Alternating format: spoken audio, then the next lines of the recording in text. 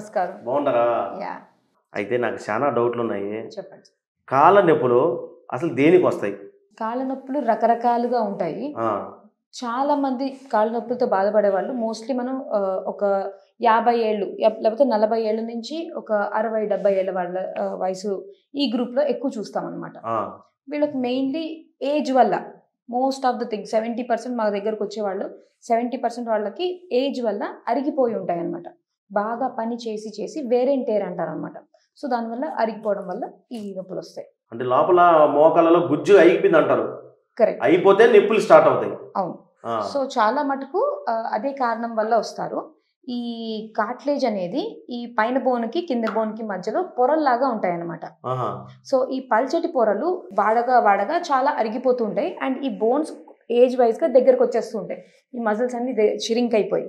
So, దానివల్ల ఈ grading అనేది మేము ఎలా చేస్తామంటే ఈ గ్రేడ్ 1, గ్రేడ్ 2, గ్రేడ్ 3, గ్రేడ్ 4 ఇవన్నీ ఈ పొర ఎంత పల్చగా అరిగిపోయింది, ఈ బోన్స్ ఎంత దగ్గరగా వచ్చాయి, వీటి ద్వారానే మనము నిర్ధారిస్తాం అనమాట. ఇదే ఎక్స్‌రేస్ ద్వారా లేకపోతే ఈ అల్ట్రాసౌండ్ ద్వారా నిర్ధారణ చేస్తాం. ఉమ్. సో, దాని ప్రకారంగా ట్రీట్మెంట్ ఉంటుంది. మేడం అయితే ఈ మధ్యకాలంలో పసి పిల్లకాయలకు కూడా అంటే యూత్లో ఉన్న పిల్లకాయలకు కూడా కరెక్ట్. ఈ కాళ్ళ నొప్పులు కీళ్ళ నొప్పులు అనేది స్టార్ట్ అయిపోయినాయి. Correct sir. వాళ్ళకి మనం అంటే ఏ విధంగా ట్రీట్మెంట్ ఏ విధంగా ఇస్తాము, అలాగే నొప్పులు రాకుండా ఉండడానికి ఎలాంటి జాగ్రత్తలు మనం వాళ్ళకి చెప్పాలా, ఎట్లా ఎట్లా చెప్పద్దాం మనం అది?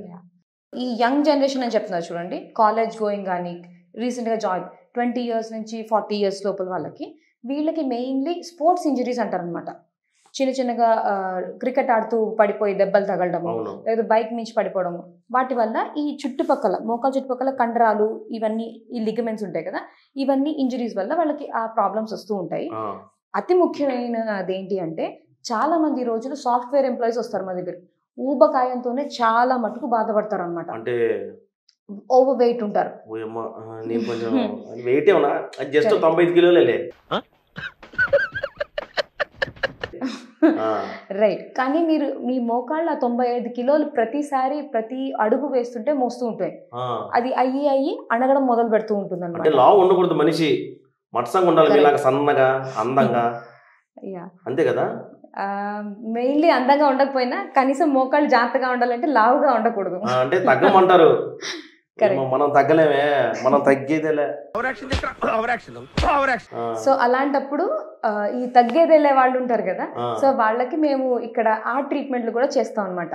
మా మెయిన్ ఫోకస్ ఏంటి అంటే జస్ట్ ట్రీట్మెంట్ చేసి పంపించేయడం కాదు. ఫస్ట్ ఎందుకు వస్తుంది, దీన్ని ఎలా డయాగ్నోసిస్ చేయాలి, ట్రీట్మెంట్ చేయాలితో పాటు లైఫ్ స్టైల్ మోడిఫికేషన్ అంటాం అనమాట.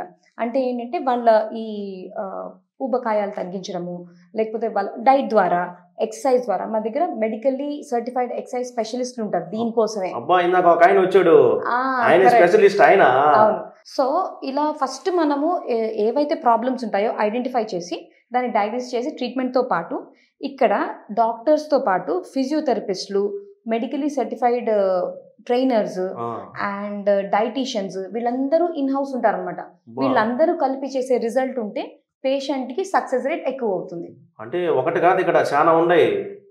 అంటే కాళ్ళ నొప్పులు కీళ్ళ నొప్పులు అనుకుంటే చాలా రకాలకి అన్నిటికీ పరిష్కారం దొరకద్దు. అయితే అంటే లావున్న వాళ్ళు డైట్ తర్వాత వాళ్ళకి ఏమేమి తినాలా, ఏ టైంకి ఎంత తినాలా అన్ని మీరే చెప్తారా? అవును సార్. బా సూపర్. దాన్ని బట్టి ఆ సక్సెస్ రేట్ మారిపోతుంది అనమాట. ఆ మోకాళ్ళ మీద స్ట్రెయిన్ తగ్గడం స్టార్ట్ అయితే ఇంప్రూవ్మెంట్ ఆటోమేటిక్ గా వస్తుంది సార్. లావు అయితే ఖచ్చితంగా నేను తగ్గాల్సిందే. తర్వాత ఏంటంటే మేడం, మోకాళ్ళ నొప్పులు స్టార్ట్ అయ్యాయి అంటే అంత ఆషామాషిగా తగ్గవు. ట్రీట్మెంట్ కూడా చాలా దగ్గర కొంతమంది కాలు కొయ్యాలా, అదేమంటే నీ రీప్లేస్మెంట్ అవన్నీ అంటారు. కానీ మన దగ్గర అలాంటి ఏమీ లేవు అనేది విన్నాను నేను. అది వాస్తవేనా? అదే కరెక్ట్. సో ఇక్కడ ఏంటి అంటే మోకాళ్ళ నొప్పులతో బాధపడే వాళ్ళు 1 నుంచి 10 ఏళ్ళు బాధపడుతూనే ఉంటారు సార్. ఈ టైం పీరియడ్లో వాళ్ళు మెయిన్లీ తెలుసుకోలేని ఒక ఫ్యాక్ట్ ఏంటి అంటే మోకాళ్ళ నొప్పి స్టార్ట్ అయితే దాని క్యూర్ అనేది ప్రపంచంలో ఉండదు. ఇది ఎవరైనా గూగుల్లో సెర్చ్ చేసుకుని చూసుకోవచ్చు. వన్స్ మోకాళ్ళు అరగడం మొదలు పెడుతూ ఉంటే స్టేజ్ 1 నుంచి 2 నుంచి 3 అట్లా పెరుగుతూ 4కి వచ్చిన తర్వాత ఇంకా సర్జరీ అనేది అనివార్యం అయిపోతుంది. కానీ ఈ గ్రేడ్ 1 నుంచి 2 అలా ప్రోగ్రెస్ అయ్యేటప్పుడు ఎర్లీ స్టేజెస్లో ఇది మనం డిటెక్ట్ చేసుకుని డయాగ్నోస్ చేసుకునే వాళ్ళకి ఇక్కడ పిఆర్పి థెరపీ అంటే రీజనరేటివ్ థెరపీ అంటే పునరుత్పత్తి కలిగించేది. కార్టిలేజ్ ఏదైతే అరిగిపోయిందో ఆ గుజ్జు అరిగిపోయిందాన్ని మనం పునరుత్పత్తి కలిగించి చిన్న చిన్న జాగ్రత్తలు అవి చెప్పి చేస్తే వాళ్ళు ఫర్దర్గా ఎక్కువ ప్రోగ్రెస్ అవ్వకుండా ఉంటారనమాట ఇది. సో దీనివల్ల మనం సర్జరీ అనేది అవాయిడ్ చేసుకోవచ్చు, పోస్ట్ పోన్ చేసుకోవచ్చు అనమాట. మన దగ్గర అయితే సర్జరీలు అలాంటివి ఏమి ఉండవు. కరెక్ట్. సర్జరీ లేకుండానే అన్ని మోటిఫై చేసేస్తారు. అవును సార్, ఏ నొప్పులు లేకుండా. Yes sir. అది ఎట్లా పాసిబుల్ అవుతుంది మీకు? సో దీనికి మా దగ్గర స్పెషలైజ్డ్ మెషినరీస్ అవి ఉంటాయి. మెయిన్లీ ఇక్కడ ఒక 3 సిట్టింగ్స్లో యూజువల్లీ మేము ప్రొసీడ్ చేస్తాం. ఫస్ట్ పేషెంట్ని ఐడెంటిఫై చేసిన తర్వాత ఏ స్టేజ్లో ఉన్నాడో, ఆ తర్వాత పేషెంట్ మోస్ట్లీ నా దగ్గరికి 80% మంది పేషెంట్ నొప్పితోనే వస్తారు, మోకాళ్ళ నొప్పితో. అది కూడా సర్జరీకి వెళ్ళే స్టేజ్లో నాన్ సర్జికల్గా ఆలోచిస్తూ ఉంటారు. సో అంటే ఒక 80 to 90% మంది నొప్పితోనే వస్తారు. వీళ్ళకి ఫస్ట్ స్టేజ్లో లేకపోతే ఫస్ట్ సిట్టింగ్లో నేను ఏం చేస్తానంటే, మోకాళ్ళ చుట్టుపక్కల ఉన్న నరాలు ఉంటాయి, నొప్పి కలిగించే నరాలు. అంటే ఇప్పుడు మన ఆకుకూరలు ఉంటాయి చూడండి, చిన్న చిన్న వేళ్లలా ఉంటాయి. సో మన నర్వ్ సప్లై కూడా, నరాలు కూడా అలానే ఉంటాయి, చిన్నవి నర్వ్ ఎండింగ్స్ అంటాం. ఆ నర్వ్ ఎండింగ్స్ ఈ నొప్పి వల్ల ఈ దగ్గరకు వచ్చినప్పుడు రాసుకుంటాయి అనమాట. రాసుకున్నప్పుడు నొప్పి కలుగుతుంది. దానివల్ల పుట్టే మంట, వాటి వల్ల ఆ నొప్పులు వచ్చినవి నేను ఫస్ట్ రేడియో ఫ్రీక్వెన్సీ అబ్లేషన్ ద్వారా, ఆ పద్ధతి ద్వారా ఈ నొప్పి అనేది తగ్గిస్తాం. సో లోకల్ అనెస్థీషియా ఇచ్చే చేస్తాం. మత్తు ఈ ఏరియాలోనే ఇస్తాము, మొత్తం బాడీకి ఏమి ఇవ్వం.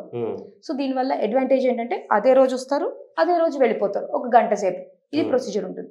ఇది అయిపోయిన తర్వాత ప్రతి 15 రోజులకు ఒకసారి కార్టిలేజ్ అరిగిపోయిందని చెప్పాం కదా, దీనివల్ల నొప్పి వస్తుంది. సో ఈ అరిగిపోయిన కార్టిలేజ్ని తిరిగి తీసుకురావడానికి వాళ్ళది ఒక 5-10 ml ఆఫ్ బ్లడ్ తీసుకుంటాం.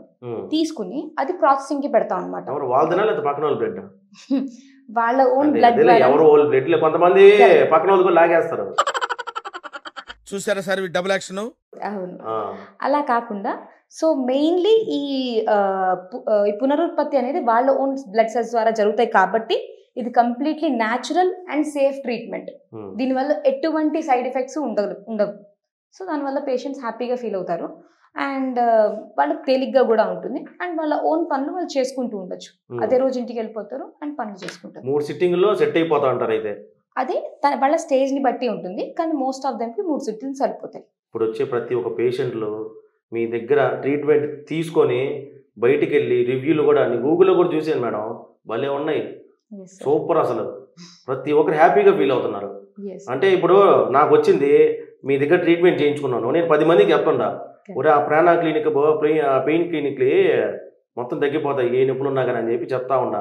చాలా మంది పెద్దవాళ్ళకి ఈ ట్రీట్మెంట్ గురించి తెలియకే సర్జరీ అనేది తప్పు కాదండి, కానీ చాలా ఎర్లీ, ఒక్కొక్కసారి ఊళ్ళల్లో అక్కడ చాలా ఎర్లీగా కూడా చేయించేసుకుంటారు. కానీ సర్జరీ అయిన తర్వాత కూడా వాళ్ళ నొప్పులు తగ్గక ఇక్కడికి వస్తూ ఉంటారు అనమాట. సో గోరుతో పోయేదానికి గొడ్డల వరకు వెళ్ళడం అనే సామెత ఉంటుంది. సో ఫస్ట్ మీరు చిన్నవి ఎలాగో ట్రై చేస్తున్నారు, అదేదో ఆఖరి సర్జరీకి వెళ్లే ముందు ఈ ట్రీట్మెంట్ అనేది, నేను గ్రేడ్ 4 గురించి చెప్తున్నాను, గ్రేడ్ 1 గ్రేడ్ 2కి చాలా బాగా పనిచేస్తుంది మన ట్రీట్మెంట్. గ్రేడ్ 3 గ్రేడ్ 4 వాళ్ళు కూడా ఎవరైతే హార్ట్ ప్రాబ్లమ్స్తో, కిడ్నీ ప్రాబ్లమ్స్తో, షుగర్లతో, వీళ్ళతో ఊబకాయలతో బాధపడుతున్న వాళ్ళకి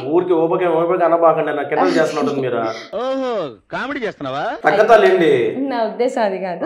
సో చాలా మందికి అలాంటి ప్రాబ్లమ్స్ ఉన్న వాళ్ళకి ఇది ఒక మంచి అవకాశం అన్నమాట. సో సర్జరీ అంత రిజల్ట్స్ లేకపోయినా గ్రేడ్ 4లో బాగుంటుంది, సులువైన పద్ధతి. సో జాగ్రత్తలు తీసుకుంటే సరిపోతుంది. పోస్ట్పోన్మెంట్ ఉంటుంది, సర్జరీకి పోస్ట్పోన్మెంట్ చేసుకోవచ్చు ఇది మాక్సిమం. కానీ కాళ్ళ నొప్పులు అయితే ఏ వయసుకైనా రావాల్సిందే, కానీ రావడం మాత్రం పక్క.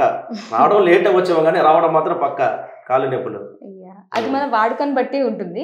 సో దాన్ని జాగ్రత్తగా first listen to your body. Me body ఏం చెప్తోందో, పెయిన్ అనేది ఒక సిగ్నల్, ఆ సిగ్నల్ని మనము అవాయిడ్ చేయకూడదు.